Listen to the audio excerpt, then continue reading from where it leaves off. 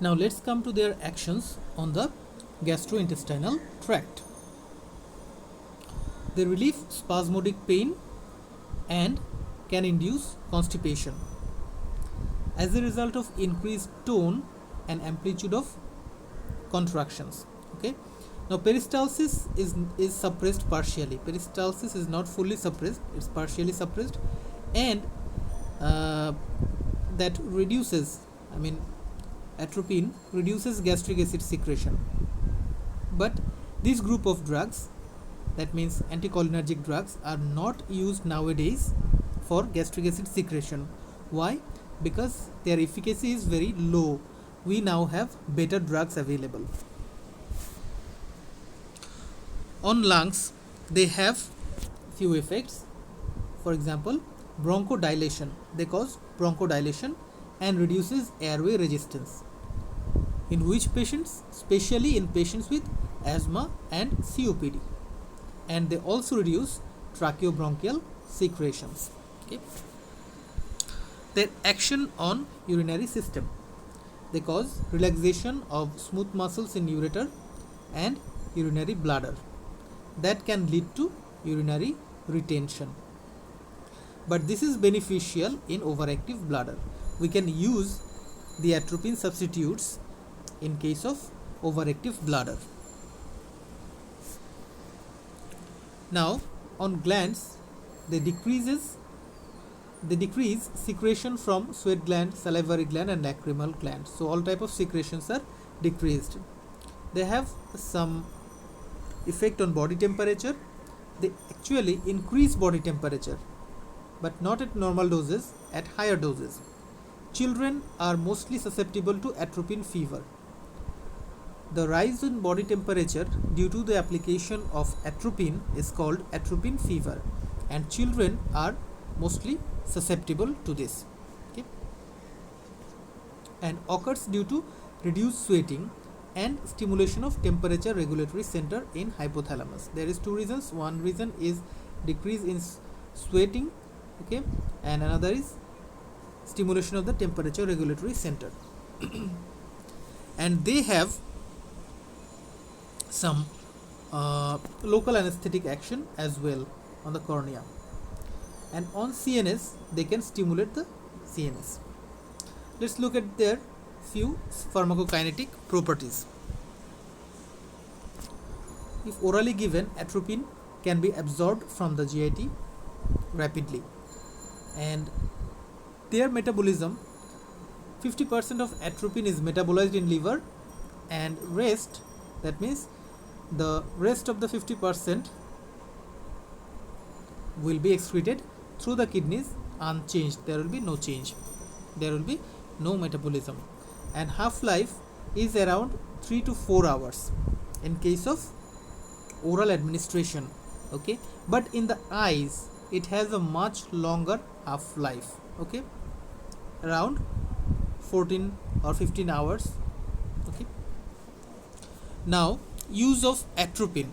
You may be asked this question in your exam, that what are the absolute indications of atropine, where we can use atropine, not atropine substitutes. Okay, we use atropine in OPC poisoning. This is the specific antidote of OPC poisoning.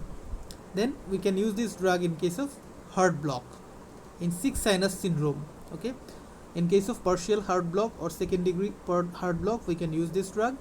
Then there is 6 sinus syndrome, we can use it in this condition. And in case of pre-anesthetic medication, the examiner can ask you when we use this drug in pre-anesthetic medication. The answer is just before the operation, about 1 hour before operation we use this drug, pre-anesthetic medication. Okay, why we do this, why we use this drug in case of surgery, just before surgery, to reduce tracheobronchial secretions. Okay, now come to atropine substitutes. Atropine substitutes, so these are the indication of atropine. Okay, and now let's see the indications of atropine substitutes. In all other cases, atropine substitutes are used. So the indications of anticholinergic drugs, you can say these are their indications. Okay, indications of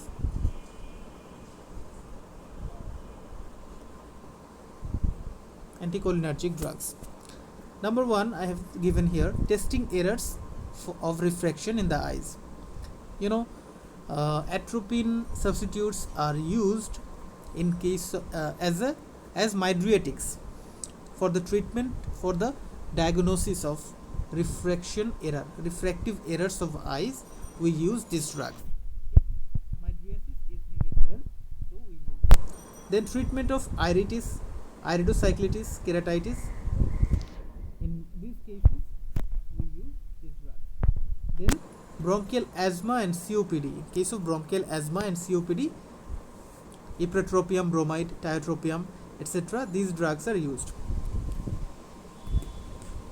Then in case of peptic ulcer disease, although in peptic ulcer disease atropine substitutes are not used nowadays because of very better drugs are available, but this can be an indication.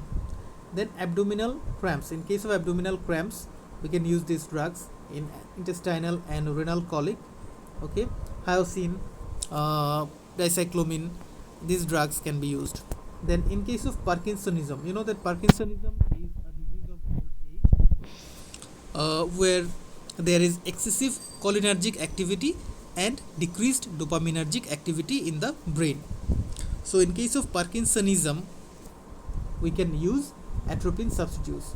Now the examiner may ask you, in what type of Parkinsonism we use these drugs. Actually, we use these drugs, that means anticholinergic drugs, in drug-induced Parkinsonism. There are antipsychotic drugs. If the antipsychotic drugs are given, then they decrease the dopamine level. Okay, so antipsychotic drugs decrease the dopamine level. As a result, acetylcholine level increases in the brain. So we give these drugs, that means anticholinergic drugs, to reverse the action of acetylcholine. Okay, then come to motion sickness. We can use these drugs in motion sickness and overactive bladder. Now let's talk a little bit about atropine as a mydriatic. Okay. Now atropine is a potent mydriatic, but it is not used nowadays. Why? Because it has a long half-life in the eyes. So blurring of vision, which occurs as a side effect of atropine, or any kind of mydriatic which causes pupillary dilatation, that leads to blurring of vision. So this blurring of vision continues for about a week, for 7 days. Okay, for that reason this is not suitable for refraction testing. So atropine like mydriatics have been developed. These are homatropine, cyclopentolate and tropicamide. Among these, tropicamide is preferably used nowadays. Why? Because it has a rapid onset of action, that is 20 to 40 minutes, and a short duration of action, about 3 to 6 hours. Now let's talk in brief about anti-Parkinsonian drugs. Anti-Parkinsonian drugs which are anticholinergic.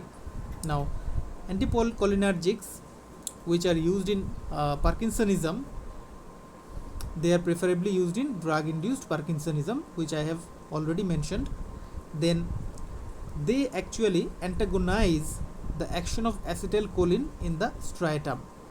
So they do not increase the dopamine level, or they do not have any dopaminergic action. They actually have anticholinergic action, and this reduces tremor more than rigidity, because tremor occurs as a side effect of acetylcholine.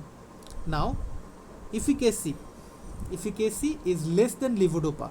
Levodopa is the prototype drug. Levodopa is the prime drug in the treatment of Parkinsonism, and anticholinergic drugs efficacy is less than levodopa in case of Parkinsonism. Okay.